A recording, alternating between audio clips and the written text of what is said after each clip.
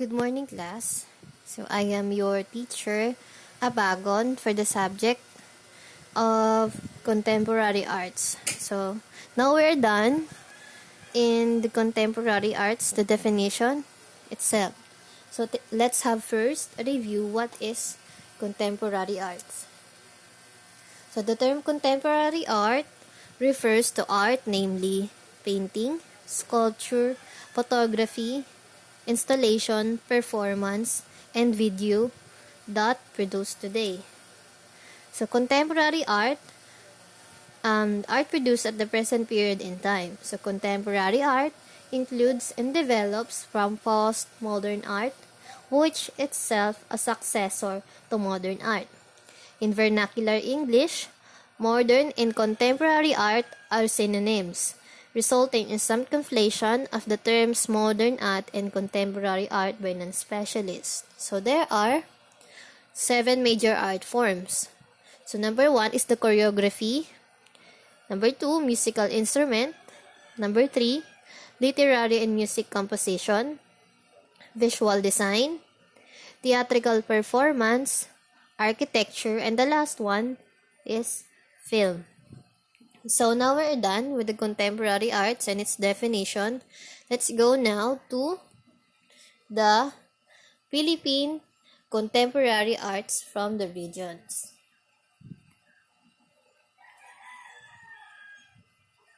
So take a look at this picture. So ano yung mga napapansin ninyo sa picture? Yes, lahat ng ito ay yari o gawa sa bamboo. And karaniwan itong makikita sa mga ethnic groups, sa mga traditional groups dito sa Philippines.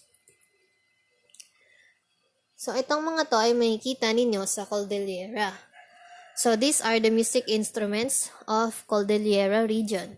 So number 1 is the gangsa.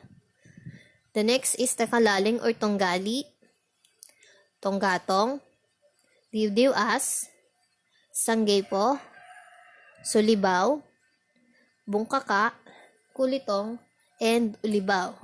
So let us define first what is gangsa. Are you familiar with the gangsa? Gangsa is a single hand-held smooth-surfaced gong with a narrow rim. It is played by the groups in the Cordillera region of the Bost gongs played among the Islam and animist groups in the southern Philippines. So, ang isang set ng gangsa ay tinutugtog ng isang gong per musician. So, ang bilang ng set ng gangsa ay depende sa availability at tradition ng isang ethnic group. So, karaniwan itong makikita sa Cordillera regions.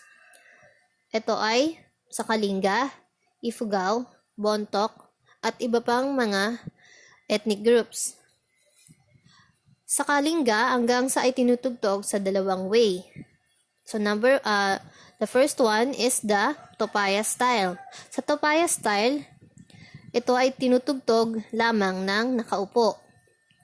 While the Patong style, gamit naman ang kanang kamay, ito ay tinutugtog ng nakatayo habang nakayukod gamit ang padded stick.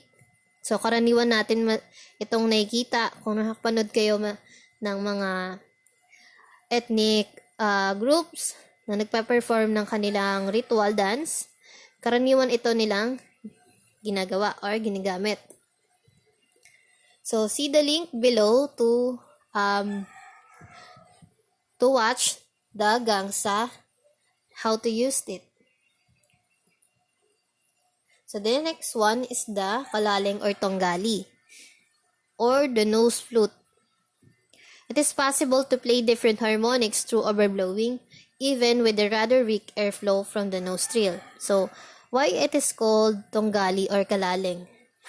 Because the kalaling is long and has a narrow internal diameter.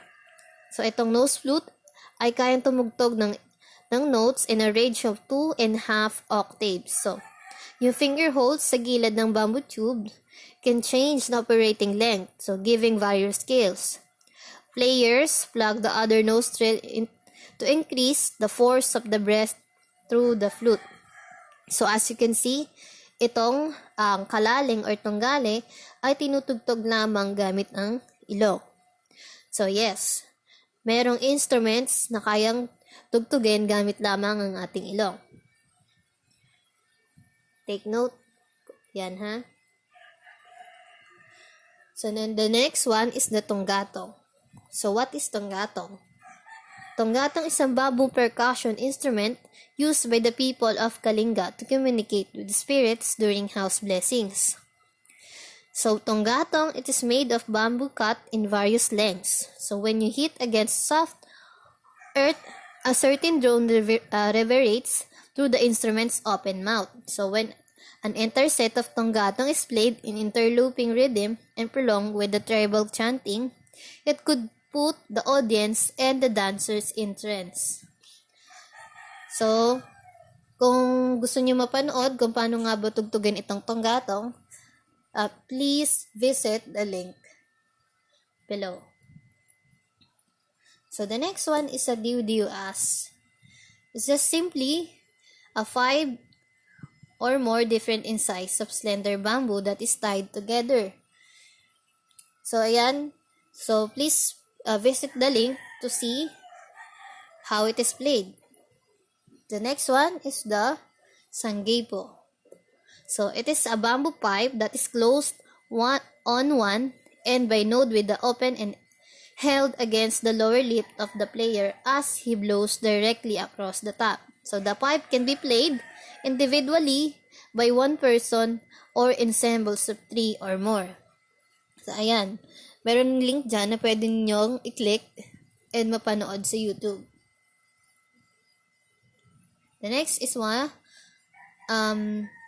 sulibaw. So, sulibaw is a hollow wooden egg-root drug top with a pig skin or lizard skin. This is played by striking the drum head using the palm of the hand. So, ayan.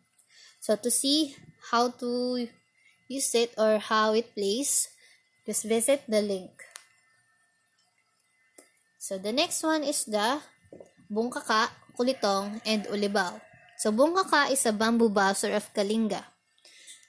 And while kulitong is a polycordal bamboo tube cider. So the next one is the ulibaw, bamboo's jaw harp. Ayan. Kung gusto niyo mapanood kung paano nga ba ito ginagamit, just visit the links that I posted on the PowerPoint. So now we are done with the Cordillera region. The next one is the Southern Islands.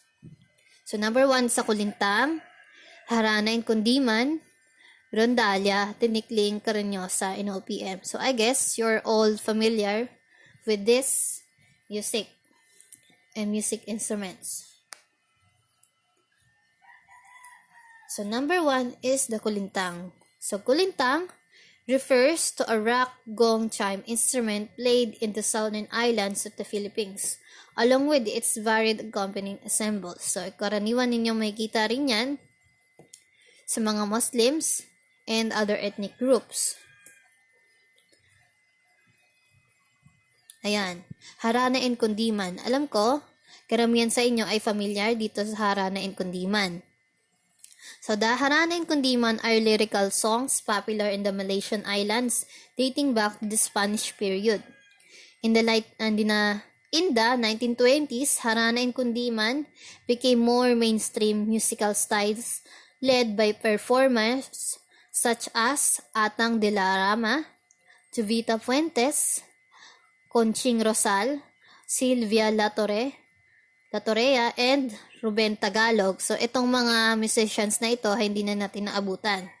Pero, nung mga panahon ng ating mga lolo't lola, sila yung mga sikat sa larangan ng Harana and Kundiman.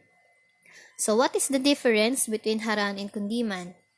The Harana and Kundiman are popular lyrical songs dating back in the Spanish period. So, yun nga. The Harana is rooted in the Mexican-Spanish tradition and based on the rhythmic patterns of habanera. So, what is the habanera? Habanera is a given dance in slow duple time.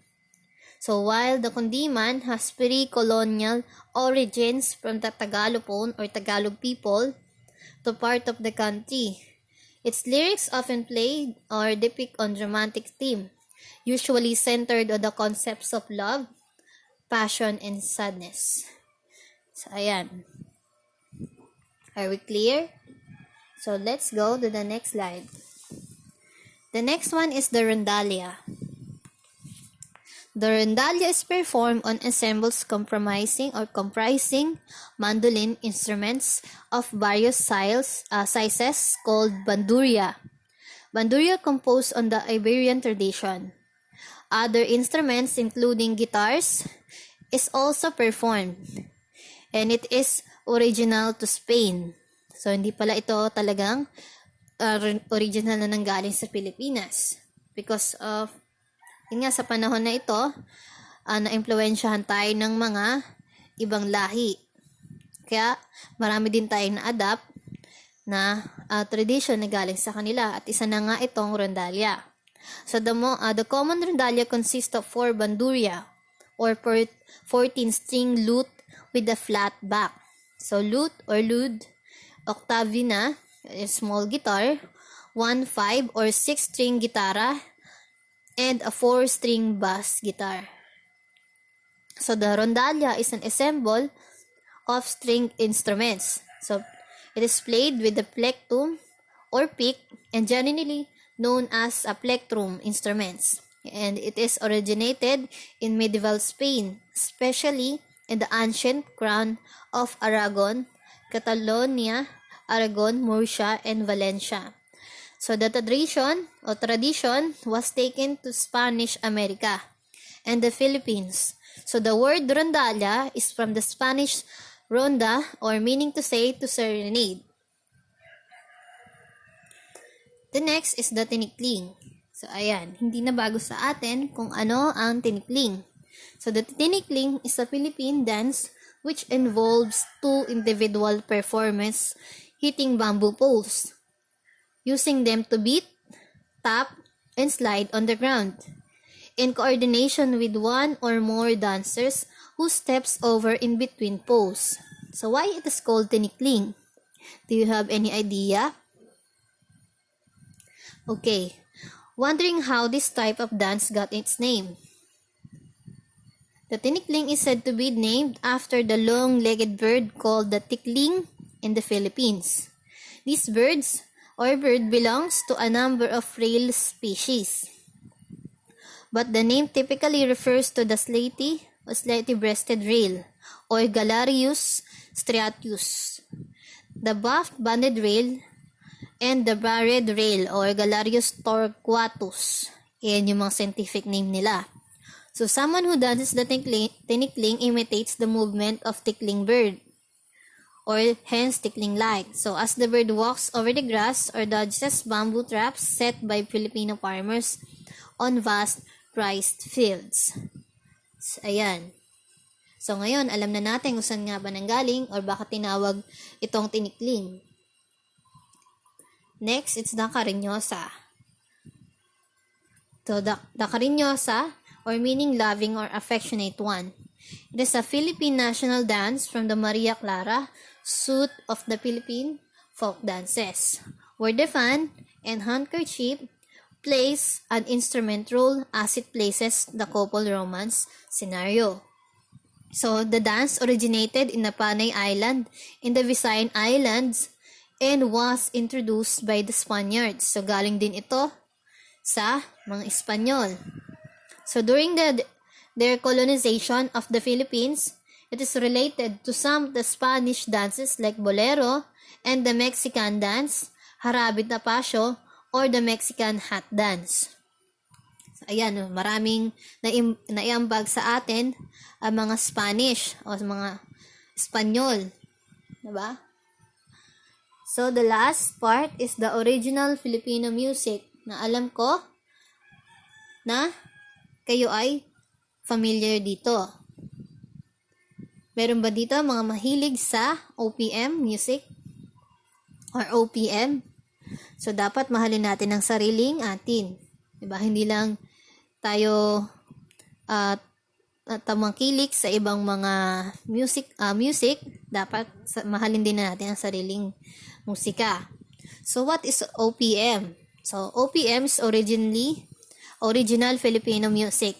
Now, or more commonly termed original Pinoy music, or original Philippine music, or OPM for short.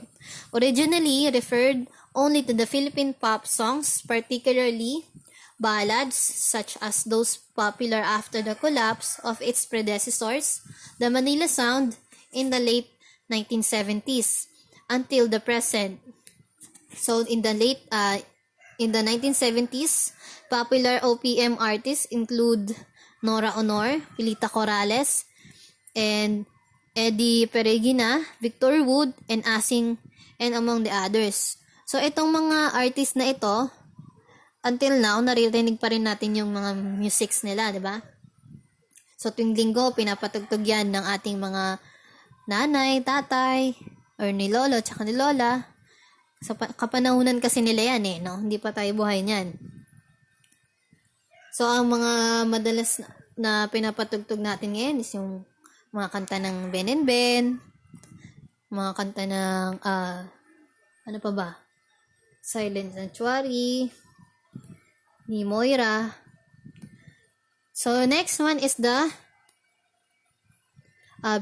between the 1980s and the 1990s. So, OPM was led by artists such as Regine Velasquez, Sharon Cuneta, Apo Hiking Society, Jose Marichan, Dingdong Abansado, Rodel Nabal, Jano Gibbs, Ogie Alcacid, Joey Albert, Lilith Martin, Nevera, and Manilyn Reynes, popular Pops Fernandez, Lea Salonga, Vina Morales, Raymond Lauchenko, Francis Magalona, and Gary Valenciano.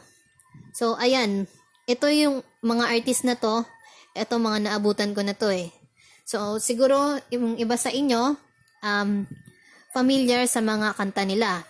And until now kasi, ito ay pinapatugtog pa rin sa radyo or kung saan man. Ano nga ba yung mga OPM music ngayon? Magbigay. So, ayan, merong Ben and Ben, Silent Sanctuary, ano pa? Yan, Constantino, sila yung mga artist na yan. So, sa panahon ngayon, parami yung mga OPM artist. And, sana, patuloy pa rin natin itong tangkilikin. Diba? Mahalin natin yung sarili nating kultura. So, ayan. Tapos na tayo sa ating lesson. And, after that, meron akong ibibigay na activity sa inyo. And, ipopost ko iyon sa Edmodo. So, yun lang. Maraming salamat. Thank you and God bless. Thank you for listening.